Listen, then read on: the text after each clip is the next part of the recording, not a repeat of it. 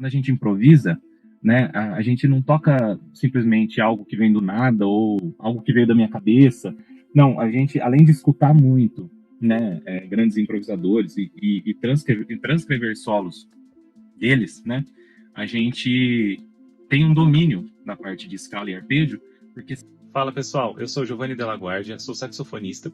Eu sou formado pela Unicamp, a Universidade Estadual de Campinas, que é uma das maiores universidades da América Latina. Eu sou formado em saxofone popular e eu estou invadindo aqui a aula do professor Pablo hoje rapidinho, pois juntamente com ele e o professor Gleiser, eu participo como professor da mentoria Aprenda Sax. E agora vocês vão ver um trechinho de uma aula minha aí que aconteceu ao vivo na mentoria. Espero que vocês gostem. A música, né, no geral, né, se a gente pegar basicamente qualquer estilo musical, o que a gente vai ter dentro da música? A gente vai ter escala, arpejo, né, e ritmo. Então, lógico que como saxofonista, como instrumento de melódico, né, instrumento de sopro, que é o saxofone, a gente trabalha muito mais a questão melódica, né, que é a questão da melodia, a questão da improvisação, mas também a gente pode trabalhar muito a questão rítmica no instrumento, né? Então daí que entra a questão também de variar os ritmos quando a gente estuda, né? Variar essas rítmicas e eu tenho um pouquinho disso depois também, tá? Mas a música, se a gente tem um conhecimento das escalas e dos arpejos, a gente consegue, nem tô falando da parte técnica agora, tá? Né, dos benefícios que isso traz para a parte técnica, mas a gente tem um domínio muito grande na linguagem, né? Principalmente falando da improvisação, quando a gente improvisa, né, a gente não toca simplesmente algo que vem do nada ou algo que veio da minha cabeça. Não, a gente, além de escutar muito, né, grandes improvisadores e transcrever solos deles, né, a gente tem um domínio na parte de escala e arpejo, porque são ferramentas que a gente usa na hora de improvisar, né, que a gente tendo embaixo do dedo, né, como a gente fala popularmente. Aí a gente, a partir daí, usa a nossa criação, a nossa parte criativa, para com essas ferramentas a gente poder criar, né, o improviso, né, os solos, né. Então é uma união que vem do conhecimento de escala e arpejo, né, junto com o processo criativo. Eu posso ser uma pessoa muito criativa, mas se eu não tenho o domínio das escalas e do arpejo, isso vai me limitar, porque vão aparecer determinados acordes, várias situações que eu não vou saber que notas eu vou poder usar ali, né?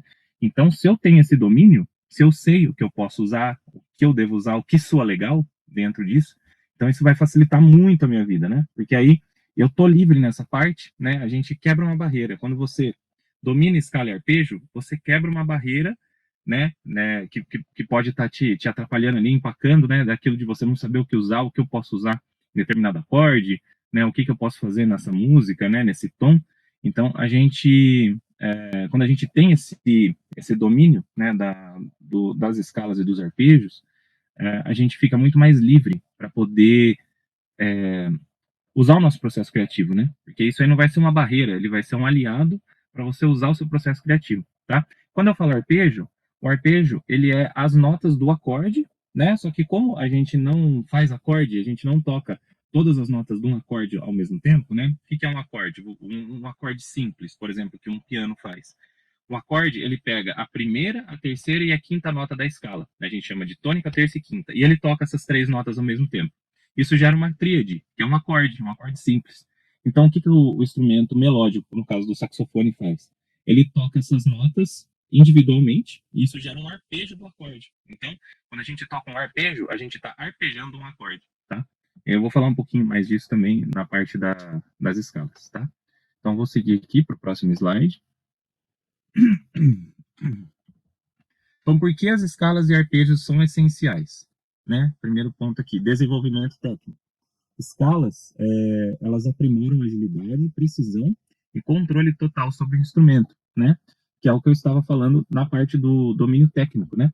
Quando a gente estuda escala, vocês podem ver muitos exercícios dos métodos que a gente estuda, né? Posso citar inúmeros métodos aqui, Amadeu Russo, Closet, né? Métodos consagrados, né? Rubank, o próprio Essencial Elements, né? Quando a gente estuda muitos dos exercícios ou dos estudos, né? A gente tem muito livro de estudo, como o Guillacor, por exemplo, né? Que é já da área mais erudita. A gente vê que muito desses exercícios ou desses estudos melódicos são baseados em escalas e arpejos, né? Ele fica variando ali entre subir e descer uma escala, depois subir e descer um arpejo, né? Então, é tudo baseado nisso, né? Então, isso traz um domínio muito grande sobre o instrumento, né? Porque a gente vai conseguindo conectar tanto melodia como acorde, né? E aí a gente trabalhando isso com o metrônomo, né? A questão das escalas com o metrônomo, isso vai trazendo esse domínio, né? Que é a questão do estudo mais técnico, voltado para a parte técnica do instrumento, desenvolvimento de agilidade, né? A gente melhorar passagens, né? Caminhos, né? Conhecer caminhos que vão facilitar, né? Na hora de uma frase mais rápida, enfim. E aqui outro tópico que a gente tem é a improvisação fluida, né? Os arpejos conectam as notas dos acordes, facilitando a expressão musical espontânea. Tanto os arpejos como as escalas, né? Elas, quando eu falo a escala, eu quero dizer a escala no seu formato mesmo, né? Por exemplo, do, ré, mi, fá, sol, lá, si, do, né? Elas vão conectar um acorde no outro, né? A gente sabendo usar elas, né? Com um estudo mais direcionado, a gente consegue criar caminhos conectando, né? Os acordes e isso trazer mais sentido na hora de uma improvisação, né? E aqui a gente tem a base dos mestres, né? Que é os exemplos que eu vou dar daqui a pouco, né? Através de vídeos também. Charlie Parker e John Coltrane construíram seu virtuosismo através do estudo intenso dessas ferramentas, e vocês podem perceber muito isso quando ouvirem eles tocando, né?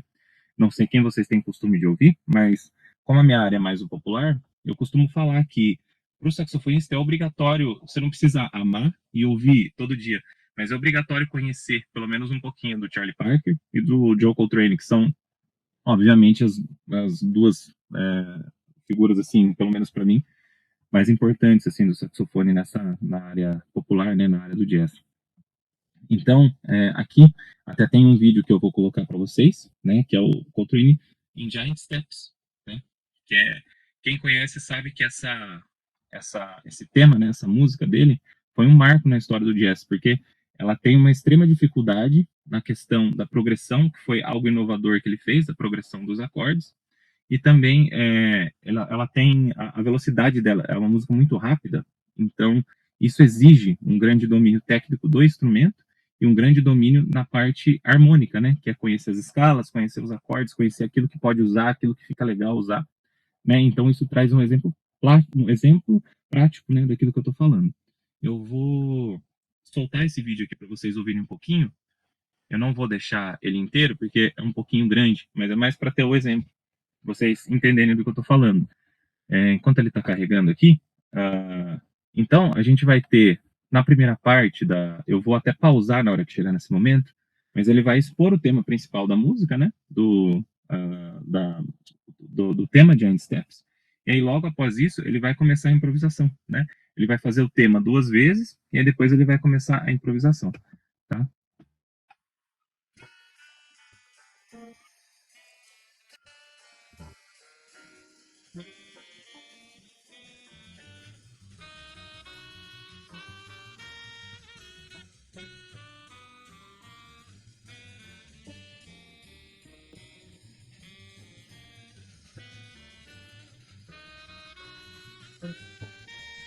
Então, até aqui foi o tema, pessoal. Até aqui foi o tema. E aí agora vai começar o improviso dele, tá? Eu vou deixar só um pouquinho para vocês ouvirem.